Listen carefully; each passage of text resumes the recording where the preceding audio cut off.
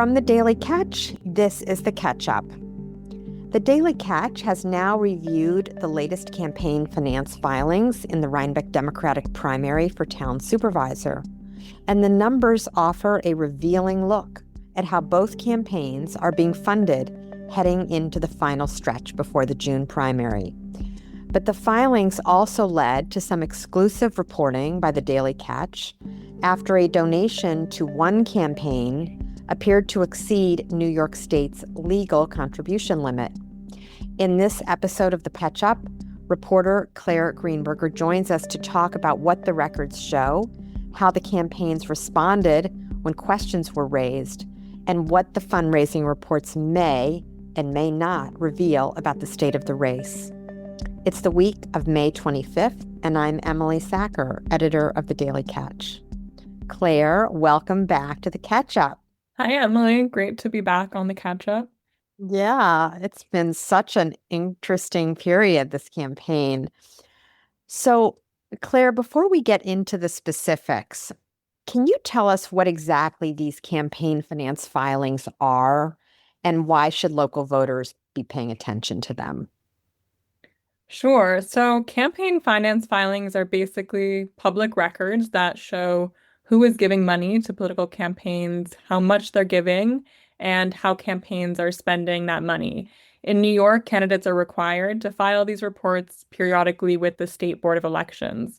And for voters, they can offer a look at who is financially supporting a candidate and what kinds of interests may be behind a campaign. And they're also one of the windows we as journalists and the public have into how campaigns are operating.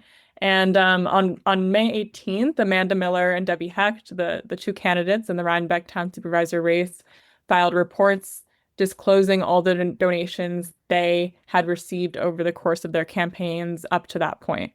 And this is the last campaign finance data the public will have access to before the June 23rd primary. And any donations that come between now and then, we won't know about until after the primary. Those don't get released until July. Got it. Okay. And Claire, just tell us very briefly at a high level, what are some of the most important rules that our listeners should know about, like how much money a candidate can take in total, how much money they can take in from one donor, that sort of thing? Yeah, the rules are a bit nuanced depending on who's donating, where the donation's coming from, and where they're donating to. But for a Dutchess County town supervisor primary like this one, candidates can donate as much as they want to their own campaign if the money is coming from them. Same goes if it's coming from their spouse. If the money is coming from a law firm or an LLC, those firms can donate up to $5,000 to a campaign. But if you're an individual, you can only donate up to $1,000. So an individual that's not a family member of a candidate, they can only donate $1,000. Okay, Claire, so you are our lead reporter on this race. What did you, in your role covering the race for the Daily Catch, set out to examine when you started reviewing these filings? And by the way, did you have to file a Freedom of Information Law request, or are they just available to you? No, I did not have to FOIL. This is all available on the New York State Board of Elections website. Okay. But at first, we really just wanted to get a clear picture of how both campaigns were being funded heading into this final stretch before the June primary. And part of the reason we wanted to do that is that for a local election like the Rhinebeck supervisor race, we don't have polling data. So we honestly don't know beyond the limited number of people we speak to how the electorate is leaning or which candidate has more momentum. So campaign finance filings become one of the few measurable ways to compare the campaigns and maybe get a sense of some of the energy or enthusiasm behind them. Okay. And then, of course, I guess we wanted to know how much money each of them was taking in, right? And where the money was coming from, right? Absolutely. Yeah. So what did the fundraising numbers show about the two campaigns? The filing showed that Amanda Miller had a pretty significant advantage. She reported a little over $15,000 in campaign contributions compared to about $8,700 for Debbie Hecht. But it's important to note that Amanda is largely self-funding her campaign. So the majority of her campaign funds have come directly from herself, from her husband, and from her law firm. Another important thing is that neither candidate described fundraising as a major focus of their campaign. Amanda said she has not been actively soliciting donations, in part because she has been able to self-fund. And Debbie similarly said that donations have largely just been coming in organically without her having to ask for them. So both candidates said that they kind of just got what they got and were not actively pursuing donors. Mm-hmm. And I know we can talk about this a little more later, but these are not expensive campaigns, right? These are not campaigns for which people are putting out radio ads or television ads. Am I right about that? Yeah, definitely. There's pretty limited expenses and things that they would actually want to or need to spend money on for these races. Okay. So correct me if I'm wrong, Claire, but one of the more striking findings in your reporting involved a donation that exceeded New York's legal limit. Can you walk us through exactly what you discovered, what the legal limit was that was exceeded, by whom, and how this happened? Yeah, while reviewing the filings, we noticed that Debbie Hecht's campaign had accepted a $5,000 contribution from the philanthropist and artist Carolyn Marks Blackwood, who lives in Rhinebeck. And under New York State election law, the maximum amount, as I mentioned before, that an individual can donate to a campaign like this is $1,000. So the contribution exceeded the legal limit by $4,000. And after noticing that discrepancy, I raised it with Debbie, and she told me that around the time the donation came in, she had asked her campaign treasurer, Steve Jenkins, whether there were contribution limits, and he told her that there were not. So initially, she did not think that there was an issue with the donation. I then reached out to Steve directly to confirm the rules, and he then acknowledged that accepting the donation at that level had in fact been a mistake, and he had misinformed Debbie. So I called Debbie back to notify her, and she actually hadn't yet heard that she had made this mistake and was, of course, surprised and disappointed. But within less than an hour of that phone call, Debbie wrote a new check returning the excess money. And the next time we spoke, Debbie was literally driving to Carolyn's house to hand deliver the check herself. So it was a mistake, but it was also corrected about as quickly as you could realistically ask for. Mm-hmm. Let's just break that down a little bit. I want to make sure we understand. So you noticed the mistake as a reporter, right? How hard was it, Claire, for you to figure out that this was an error? Or how hard would it be for any person trying to determine what the rules are? The rules are on the Dutchess County website, so you need to seek them out, but they're there. And if you have any questions, you can always contact the Dutchess County Board of Elections to verify any questions that you have. Mm-hmm.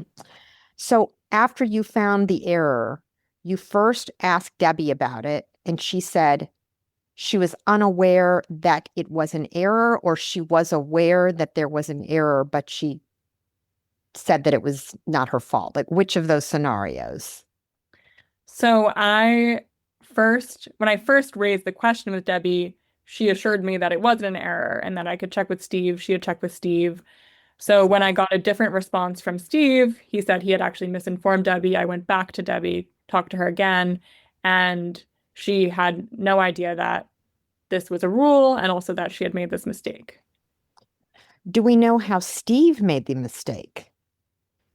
We don't. He said that the rules are different he also serves as the treasurer for the Rhinebeck Democratic Committee, and he said that the committee has different rules regarding donations and contributions. So it's possible that is how he got mixed up. I see. And then was he himself, apologetic isn't really the point, I guess, but was he concerned that he had incorrect information? And do we know why he had incorrect information, or just was it a matter of confusion? Debbie told me that after they spoke, he had assured her that it wasn't a big deal and that as long as they returned the money to Carolyn, which she did, everything would be okay. Interesting.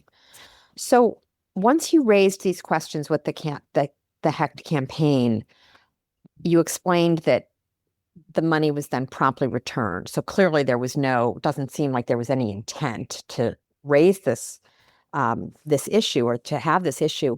But how did they respond otherwise? Just because this does raise questions, I would think, in some voters' minds, perhaps, about the ability to manage financially large sums of money, right?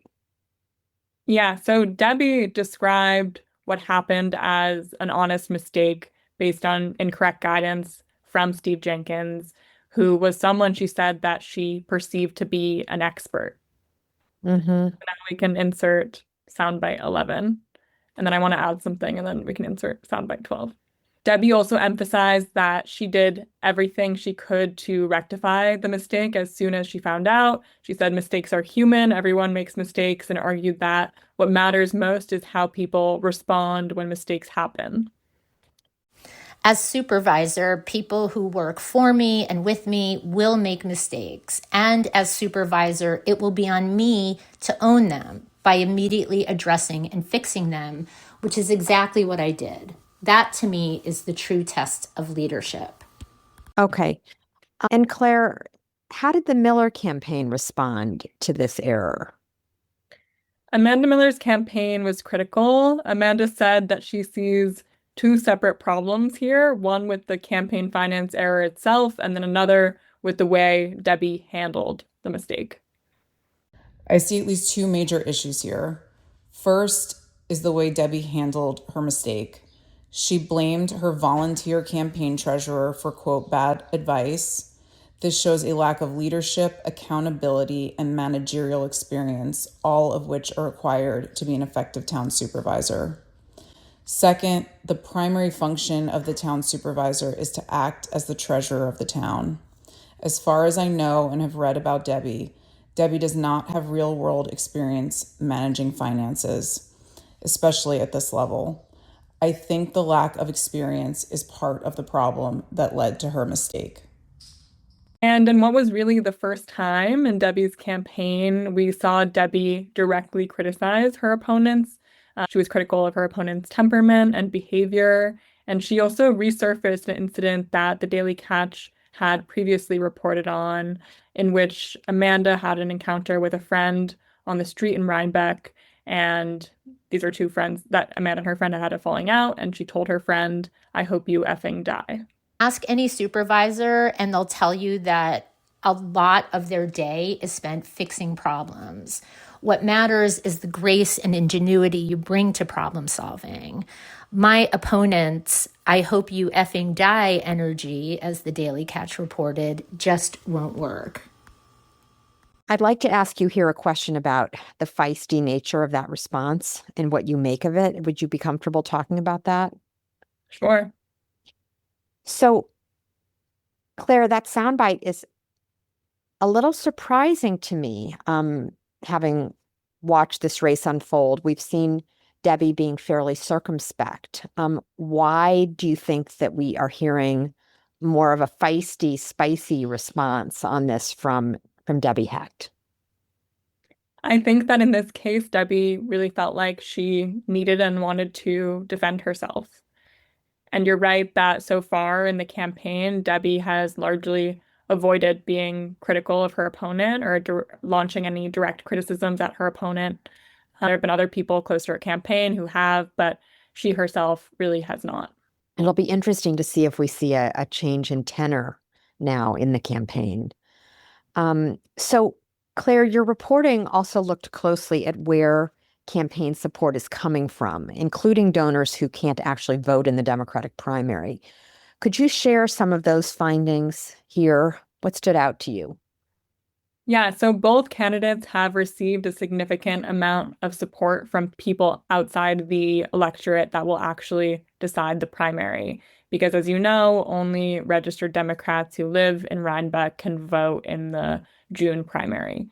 For both candidates, that included, people who live outside of town, some of whom have business or personal ties to Rhinebeck and therefore some kind of vested interest in the race, but others were just family and friends of the candidates who wanted to support them.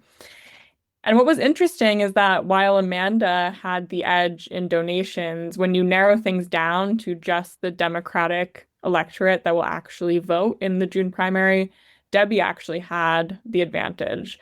Roughly $850 of Amanda's fundraising came from Rhinebeck residents registered as Democrats, but Debbie was able to raise about $1,800 from Rhinebeck Democrats, and that figure does not include the portion of the Blackwood donation that she had to return. The filings also showed some interesting differences in the coalitions supporting the candidates. Amanda's donor list included a $1,000 contribution from Nick Staley, who's a Rhinebeck Republican, as well as several donations from voters with no party affiliation. Debbie, meanwhile, received about $1,500 from family members who live outside of town and around $1,200 from Rhinebeck residents with no party affiliation, and she did not receive any donations from Rhinebeck Republicans. Another thing that stood out is that Debbie appeared to receive more smaller dollar contributions from local Democrats. Her filing showed 12 donations under $260, 9 of which came from Rhinebeck Democrats. But Amanda, meanwhile, received 9 donations under $260, and only 2 of those came from Rhinebeck Democrats. So while Amanda raised more money overall, Debbie appeared to have somewhat greater participation from smaller local Democratic donors. So, speaking of that, I find it really interesting that both campaigns are arguing that these fundraising totals don't necessarily predict who will win in a local race like this. I mean, you'd think looking at these numbers, a 2-to-1 advantage among Democrats in Debbie Hecht's campaign donations, that could signal something about support among Democrats who will actually be the voters in June 23rd. What are you hearing about that as an argument? Yeah, I mean, most local political leaders are saying not to read too much into this, especially because the candidates have not been actively fundraising themselves. They haven't been out there trying to raise money, so we don't really know how the community would respond if they were really out there asking for money. So, how are the campaigns spending the money they raised? As we mentioned, they're not spending it on TV and radio ads. What are they spending it on? The filing showed that both campaigns had actually spent less than half of the money they had raised so far. For Amanda, of the nearly $7,000 she has spent on her campaign, about $2,500 has gone towards photographers, about $1,200 towards lawn signs, those lawn signs that we're seeing just about everywhere in Rhinebeck, and approximately $1,200 toward website design and support. And she also spent $1,000 on an event that she held at the Beekman Arms. For Debbie, so Debbie spent about $4,000, and the bulk, about $3,300, has gone towards her lawn signs, which we're also seeing all over town in Rhinebeck. One important detail is that because Debbie's campaign had not yet spent the full amount of the contribution from Carolyn Marks Blackwood, the campaign said it was able to return the portion of the donation that exceeded the legal limit once the issue was brought to its attention pretty easily. And also, in responding to criticisms over the donation issue, Debbie also pushed back against Amanda's campaign. She criticized some of Amanda's spending choices and argued that had she had spent money at a similar pace to Amanda, it would have been a lot harder for Debbie to return the excess funds so quickly. And as we discussed earlier, this again kind of marks a direct shift in the tone and tenor of Debbie's campaign. My campaign spent very prudently. I've been extremely careful with every dollar donated to me. This is why I had the money in my account to return. The Daily Catch reported that my opponent spent over $2,500 on photos of herself. That's not how I define fiscal responsibility. So, Claire, after spending so much time digging through these records, and thank you again for your great attention to this detail, what do you think voters should actually take away from this story as they head toward the June primary? Yeah, as we talked about earlier, I'd caution against drawing a conclusion from the fundraising numbers alone about who is ahead in the race, because, candidates outspend their opponents all the time, and the candidate who has raised less money often wins. So I don't think we can read too much into it. And I do think the reporting offered an interesting look at the kinds of constituencies forming around each candidate and the issues motivating some of their supporters. So as part of my reporting, I reached out to a number of the donors to better understand why they were backing these candidates. And those conversations, I think, helped shed some light on some of the differences between the candidates. So, for example, Carolyn Marks Blackwood, who donated to Debbie, talked about concerns over tourism and overdevelopment in town, and also the proposed Sixth Senses project in Clinton. And she praised Debbie for wanting to spearhead a tourism and infrastructure study, which would look at some of those issues. Meanwhile, Nick Staley, the Rhinebeck Republican who donated to Amanda's campaign, expressed concerns that Rhinebeck has been moving too slowly on housing development and said he believes Amanda would be more supportive of expanding housing options, including building more affordable housing options in town. So while these donors obviously represent only a slice of the interest in town, their perspectives do shed some light on the issues and priorities that are resonating with different groups of voters in this race. Fantastic. Well, thank you so much, Claire, for explaining all of that to us. Really, really interesting. And it's always great to have you on the show. Happy I could be here. Thanks for having me. Yeah. And that concludes the catch-up for this week. Thanks to Matty Rosenberg, Jen Hammoud, and Esther Martell at our partner, Radio Free Rhinecilff, for their help in producing this episode. We'll see you next time.